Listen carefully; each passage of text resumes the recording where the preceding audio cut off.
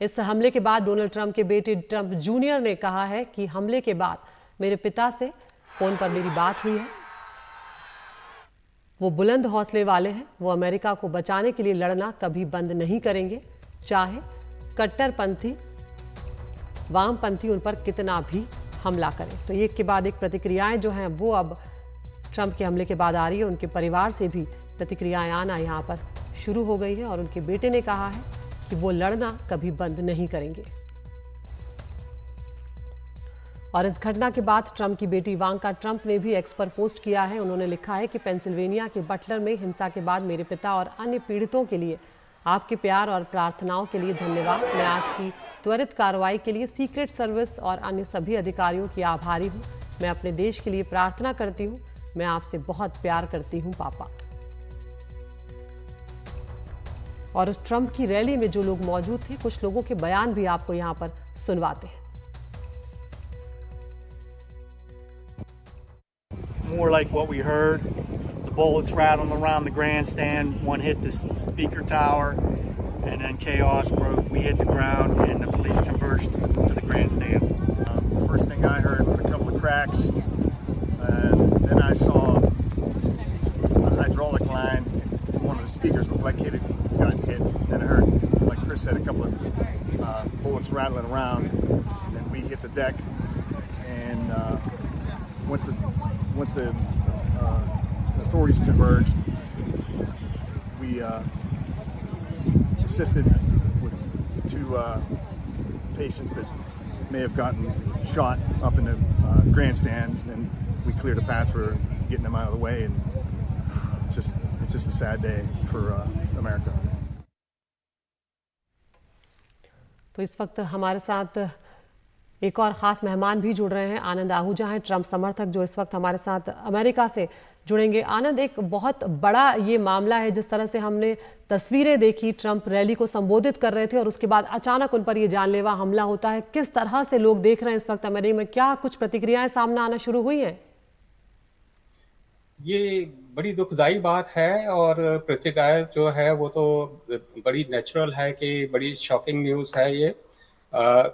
किसी भी कंट्री में, खासकर अमेरिका के अंदर, जो कि डेमोक्रेसी का एक, जिसका हम उदाहरण देते हैं कि डेमोक्रेसी जो है वो या अमेरिका में है या इंडिया में है, और अमेरिका यहाँ यूएसए जैसे कंट्री के अंदर पॉलिटिकल वायलेंस होना एक अपने आप में ही बड़ा ही दुखदाई और शॉकिंग न्यूज़ है।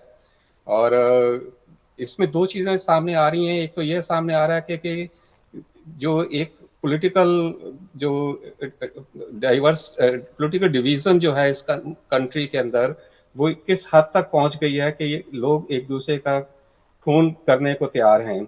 और दूसरी चीज़ मेरे को ये भी समझ में नहीं आ रही है कि ये सीक्रेट सर्विस ऐसे कैसे फेल हो गई कि उनको पहले नहीं पता लगा कि क्या होने जा रहा है।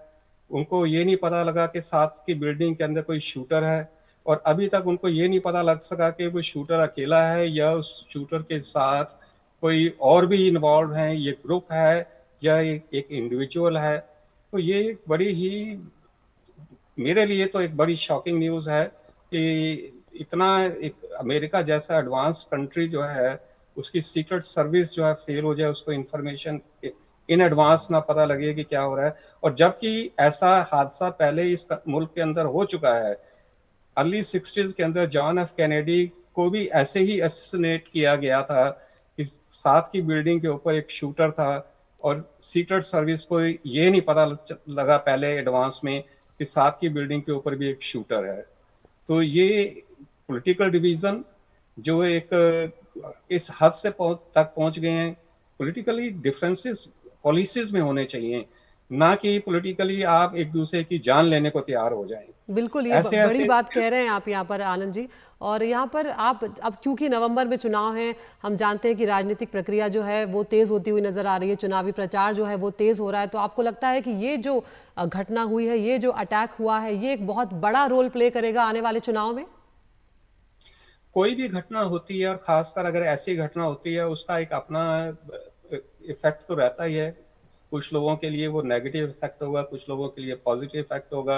अब देखना है ये है कि इससे एक सिंपथी वेव उठती है कि ट्रंप जब से पहले भी जब प्रेसिडेंट थे 2 टाइम उनकी इम्पीचमेंट हुई, प्रेसिडेंट बनने से पहले भी उनके अगेंस्ट काफ़ी कुछ हुआ, प्रेसिडेंट बन हटने के बाद भी उनके ऊपर एक के बाद दूसरा कोर्ट केस चला, और अब ये हालात आ गई कि मंडे को, सोमवार को उनका नॉमिनेशन होना है, रिपब्लिकन पार्टी की कन्वेंशन है जिसमें उनका नॉमिनेशन होगा, और उससे पहले ये हादसा हुआ है कि इससे एक ये हो सकता है कि ट्रंप की फेवर में एक पॉजिटिव वेव, सिंपथी वेव उजागर हो।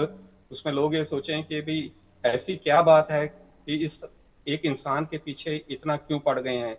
इसका एक नेगेटिव इफेक्ट भी हो सकता है। नेगेटिव इफेक्ट ये हो सकता है कि लोग कहेंगे कि ये ट्रंप जो के प्रेसिडेंट बनने से कुछ ना कुछ ऐसा हादसा बना रहेगा।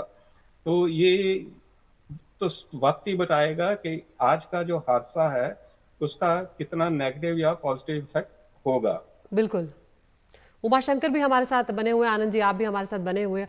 उमा, यहाँ पर जिस तरह से आनंद जी कह रहे हैं कि जिस तरह से पॉलिटिकल डिवीजन की यहाँ पर बात हो रही है, जिस तरह का अग्रेशन देखने को मिल रहा है, लेकिन एक बात यहाँ पर ये भी, अगर हम ट्रंप को देखें तो ट्रंप भी अग्रेसिव बयान देते हैं, उनके जो फॉलोअर्स हैं वो भी काफ़ी अग्रेसिव नज़र आते हैं। तो जिस तरह की प्रतिक्रियाएं हमने पहले भी तस्वीरें आई हैं अमेरिका से देखी हैं, तो कहीं ना कहीं ये जो पॉलिटिकल डिवीजन है ये अब खुलकर और ज़्यादा सामने आ रहा है, और इस तरह की चुनावी रैली में ये कहीं ना कहीं चिंता भी पैदा करता है और चौंकाने वाला भी है।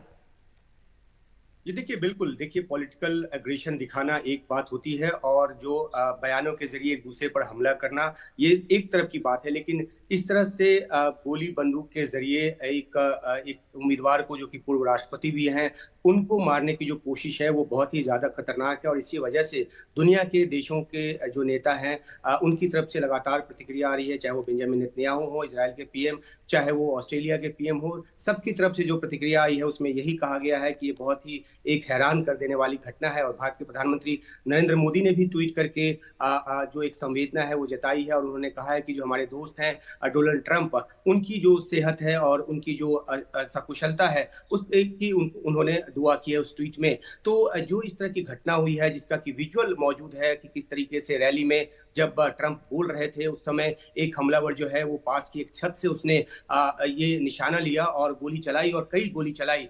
जैसा कि हमने पहले भी रिपोर्ट किया है कि चश्मदीदों के हवाले से ये जानकारी भी आई है कि ये शख्स जब छत पे राइफल लेकर था उस समय लोगों की निगाह में आ चुका था, और उसके बाद पुलिस को इत्तला भी दी गई, लेकिन पुलिस ने समय रहते सक्रियता नहीं दिखाई और ये जो शख्स है वो गोली चलाने में कामयाब रहा। हालांकि बाद में स्नाइपर ने जिस तरीके से उसको न्यूट्रलाइज किया उसका भी वीडियो सामने आया है, और ट्रंप जो है वो कुशल तरीके से बच गए। उनको अस्पताल ले जाया गया जहां प्राथमिक उपचार के बाद उनको छुट्टी दी गई, और ये जो है एक बड़ी वारदात होते होते रह गया। लेकिन सवाल इस बात पे जरूर उठेंगे कि आखिरकार जो सुरक्षा व्यवस्था है, जो एक अपराध का जो मुद्दा है अमेरिका में, वो लगातार जो है वो उठता रहा है। और जैसा कि हमने पहले भी बताया कि किस तरीके से इस तरह के जो हमले हैं वो पहले भी राष्ट्रपतियों पर होते रहे हैं, फॉर्मर प्रेसिडेंट्स पे होते रहे हैं। चुनाव कैंपेन के दौरान 1912 में भी गोली चली थी जिसका जिक्र अभी हमने किया।